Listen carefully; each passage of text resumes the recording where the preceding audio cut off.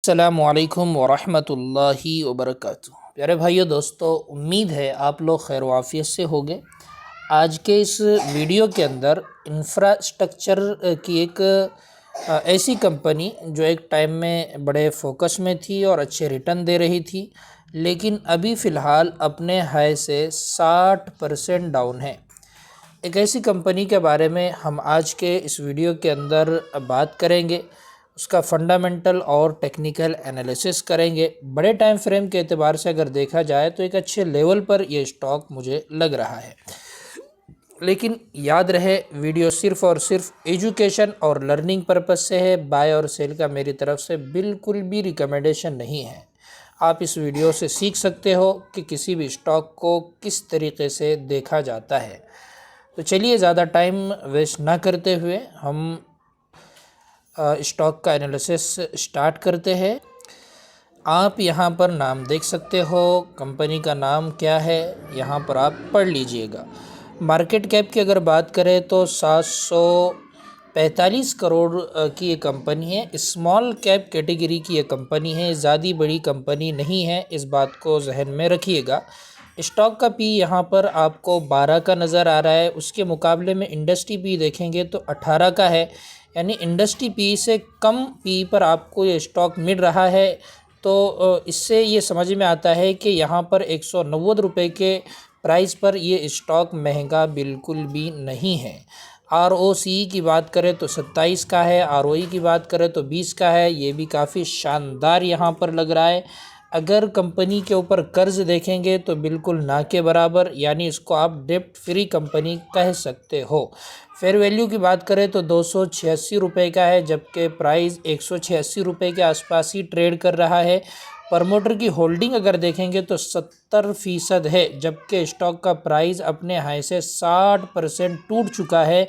इसके बावजूद भी प्रमोटर ने अपनी होल्डिंग को इसके अंदर से बिल्कुल भी कम नहीं किया है। ख़राब बात यह है कि यहाँ पर FII DII दोनों भी बिल्कुल ना के बराबर है, बिल्कुल DII तो ज़ीरो ही है। ये सबसे इसके अंदर ख़राब चीज़ लग रही है, बाकी चीज़ें सब के सब मुझे यहाँ पर अच्छी लग रही है। अभी हम इसके क्वार्टरली रिज़ल्ट पर आते हैं और देखते हैं कि भाई इसके क्वार्टरली रिज़ल्ट कैसे आ रहे हैं। अगर आप देखेंगे तो सितंबर 2022 के अंदर 81 करोड़ की इसका सेल था।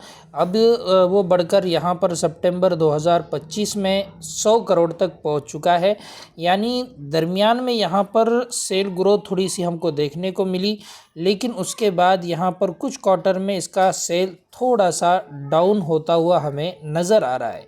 OPM की बात करें तो OPM यहाँ पर 16 का है, एक अच्छा OPM इसको माना जाएगा। और नेट प्रॉफिट की बात करें, जैसा कि सेल पिछले कुछ क्वार्टर के अंदर गिरा है, तो इसका नेट प्रॉफिट पर भी उसका ज़रूर असर यहाँ पर देखने को मिला और नेट प्रॉफिट के अंदर भी कुछ ना कुछ यहाँ पर हमें गिरावट ही देखने को मिल रही है। हो सकता है यही रीज़न हो जिसकी वजह से इस स्टॉक का प्राइस भी ऊपर से तकरीबन 60% के आसपास टूट चुका है। लेकिन इतने क्वार्टरली रिज़ल्ट ये ख़राब है क्या? ऐसा मुझे बिल्कुल भी नहीं लगता है। ठीक है, अभी हम प्रॉफिट एंड लॉस एयरली एतबार से देख रहे हैं। अगर यहाँ पर देखेंगे तो 2014 में इसका सेल सिर्फ 50 करोड़ का था, जो अब 500 करोड़ तक पहुँच चुका है। तो यहाँ पर एयरली एतबार से देखेंगे तो काफ़ी अच्छा सेल बढ़ता हुआ ही नज़र आ रहा है। और अगर आप नेट प्रॉफिट पर नज़र डालेंगे तो पिछले कुछ सालों के अंदर इसके नेट प्रॉफिट के अंदर अच्छा खासा उछाल आपको देखने को मिलेगा। OPM थोड़ा सा पिछले 2 सालों के अंदर देखेंगे तो थोड़ा सा यहाँ पर कम होता हुआ नज़र आ रहा है। आप इसकी कंपाउंडिंग सेल ग्रोथ अगर 10 साल की देखेंगे तो 32% है, 5 साल की 26% है, 3 साल की भी 26% है। नेगेटिव ये चीज़ यही कि अभी पिछले 2-3 सालों के अंदर थोड़ा सा इसका सेल डाउन होता हुआ नज़र आ रहा है। कंपाउंडिंग प्रॉफिट ग्रोथ की बात अगर 10 साल की करें तो 43%, जो कि बहुत अच्छा माना जाएगा। 5 साल की बात करें तो 28%, 3 साल में 15%, अभी थोड़ा सा नेगेटिव है। इसी वजह से स्टॉक का प्राइस भी आपको नीचे मिल रहा है। ठीक है, इसी देखेंगे एक साल में यहाँ पर अभी 46% स्टॉक का प्राइस डाउन बता रहा है। ठीक है, रिटर्न ऑन इक्विटी वगैरह की बात करें तो ये यहाँ पर बेस्ट लग रहा है। ठीक है, थोड़ा सा सेल इसका अगर बढ़ के आता है तो इंफ्रा की कंपनी है, थोड़े से ऑर्डर बढ़ जाएगा, थोड़ा सा काम बढ़ जाएगा तो सेल भी बढ़ के आएगा। कंपनी ख़राब है क्या? ऐसा बिल्कुल भी नहीं है। न्यूज़ वगैरह कुछ अगर बैड हो तो आप एक मरतबा चेक ज़रूर कर लीजिए। बाकी इसके टोटल एसेट वगैरह यहाँ पर बढ़ते हुए ही नज़र आए। अगर इक्विटी कैपिटल की बात करें तो वो भी यहाँ पर यानी 20 करोड़ तकरीबन शेयर इस स्टॉक के मार्केट के अंदर है। कंपनी के ऊपर यहाँ पर कर्जा देखेंगे तो बिल्कुल ना के बराबर है। जो लोग चाहते हैं ना बिल्कुल उनकी ऐसी कंपनी हो जिसके ऊपर कोई भी कर्ज ना हो, तो वैसी ही कंपनी रिजर्व यहाँ पर कंपनी के पास दबा कर है। ठीक है, अभी हमने शेयर होल्डिंग पैटर्न तो पहले देख ही लिया है, और जैसे मैंने शुरू में बताया, शुरू में भी 70% यहाँ पर प्रमोटर की होल्डिंग थी और स्टॉक इतना टूट चुका है, इसके बावजूद भी 70% यहाँ पर शेयर होल्डिंग बाकी है। अभी हम इसका थोड़ा सा टेक्निकल एनालिसिस करते हैं कि भाई टेक्निकली एतबार से कंपनी अभी कैसी लग रही है। टेक्निकली एतबार से आप इस स्टॉक को देखिए, यहाँ पर 1 साल का चार्ट मेरे सामने, 12 महीने का चार्ट लगा हुआ है।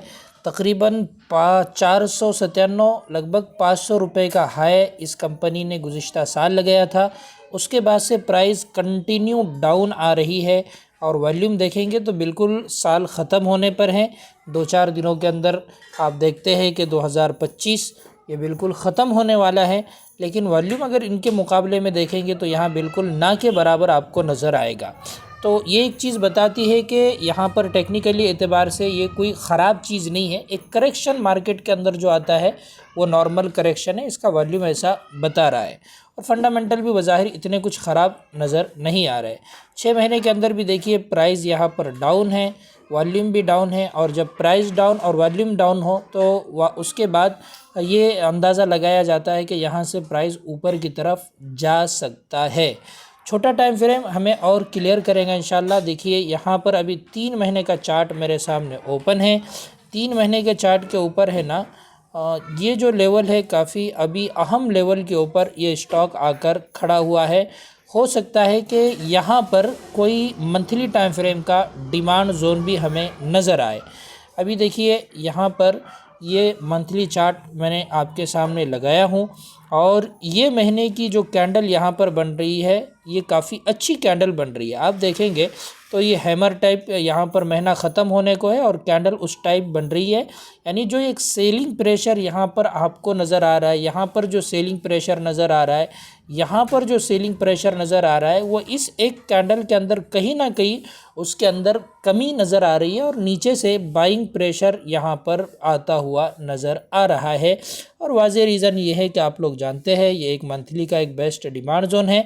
आप देखेंगे कि ये जो वीक मैंने यहाँ पर मार्क किया पॉइंट टू पॉइंट, वहाँ से ही इसके अंदर बाइंग आना स्टार्ट हो चुकी है। अभी हम इसके छोटे टाइम फ्रेम पर और जाकर देखेंगे कि भाई क्या सूरत हाल है। देखिए ये इसका भी वीकली टाइम फ्रेम का चार्ट मेरे सामने ओपन है।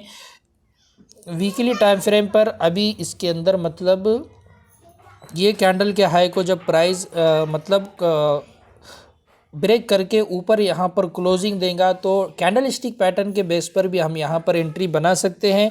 ये कैंडल का लो हमारा यहाँ पर एसएल रहेगा, और इस कैंडल के हाई पर हम यहाँ पर हमारी एंट्री बनाएंगे।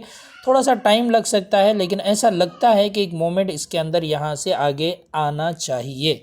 डेली टाइम फ्रेम पर जाकर चेक करेंगे। डेली टाइम फ्रेम पर आप देखेंगे तो पिछले कुछ दिनों से यहाँ पर ये स्टॉक रुका हुआ है और डबल बॉटम यहाँ पर क्रिएट हो चुका है।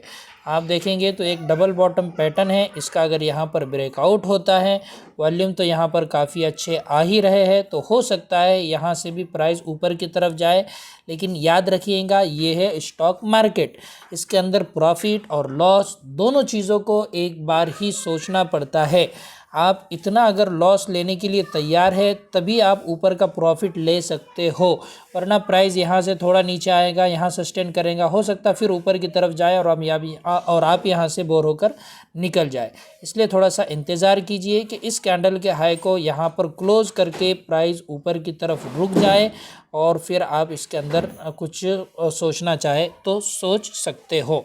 अभी मैं इसका RSI लगा कर देखूँगा। RSI को देखेंगे हम मंथली टाइम फ्रेम पर, तो RSI इसका मंथली टाइम फ्रेम पर काफ़ी डाउन नज़र आ रहा है। और बड़े टाइम फ्रेम पर यहाँ पर एक हिडन बुलिश डाइवर्जन भी बनता हुआ नज़र आ, ये देखेंगे तो इस तरीके से पूरा यहाँ पर एक डाइवर्जन बना हुआ है। ठीक है, बड़े टाइम फ्रेम के एतबार से। लेकिन मंथली टाइम फ्रेम पर आरएसआई के अंदर कोई स्ट्रेंथ हमें देखने को नहीं मिल रही है। वीकली टाइम फ्रेम बता रहा है कि आरएसआई को जितना गिरना चाहिए था उससे ज़्यादा आरएसआई गिर चुका है। और आप हिस्ट्री देखिए, जब भी आरएसआई यहाँ पर 30-40 इस तरह नीचे जाता है तो उसके बाद एक अच्छा उछाल हमें यहाँ पर देखने को मिलता ही है। तो आरएसआई के अंदर भी यहाँ पर कुछ ना कुछ स्ट्रेंथ नज़र आ रही है वीकली टाइम फ्रेम पर। और ये डेली टाइम फ्रेम पर आरएसआई तकरीबन अच्छा खासा ऊपर उठ चुका है। आप देखें, अच्छा खासा स्ट्रेंथ नज़र आ रही है आरएसआई के अंदर। तो बहुत अच्छा है क्या आरएसआई? ऐसा तो मुझे नहीं लगता है। हम थोड़ा इसका एमएसीडी देखते हैं एक मरतबा चेक कर। एमएसीडी इसका मंथली टाइम फ्रेम पर और वीकली टाइम फ्रेम पर बिल्कुल भी अच्छा नज़र नहीं आ रहा है, जबकि डेली टाइम फ्रेम पर थोड़ा सा अच्छा आप इसको कहेंगे। अगर यही क्रॉस ओवर ज़ीरो लाइन से ऊपर होता, ये ज़ीरो लाइन है, इसके ऊपर अगर ये क्रॉस ओवर होता इस तरीके से, तो हम इस पर और ज़्यादा बुलिश होते। लेकिन बहरहाल ये इंडिकेटर है, जाहिर सी बात है, और इंडिकेटर का काम थोड़ा सा लेट होता है, जिसको लैगिंग इंडिकेटर ही कहा जाता है। तो लेट ही काम करते हैं जब बाइंग आती है तो। लेकिन हम टेक्निकली एतबार से देख रहे हैं कि एक बड़े टाइम फ्रेम पर स्टॉक सपोर्ट जोन पर आ चुका है और यहाँ से हम उठने का थोड़ा सा अंदाज़ा लगा रहे हैं। तो ये हमारा आज का ये वीडियो था, लिखी था इंफ्रास्ट्रक्चर पर, फंडामेंटल और टेक्निकल जो हमें समझ में आता है हमने आप लोगों के साथ इसको शेयर किया है। आपसे दुआओं की गुजारिश। अस्सलामु अलैकुम व रहमतुल्लाहि व बरकातहू।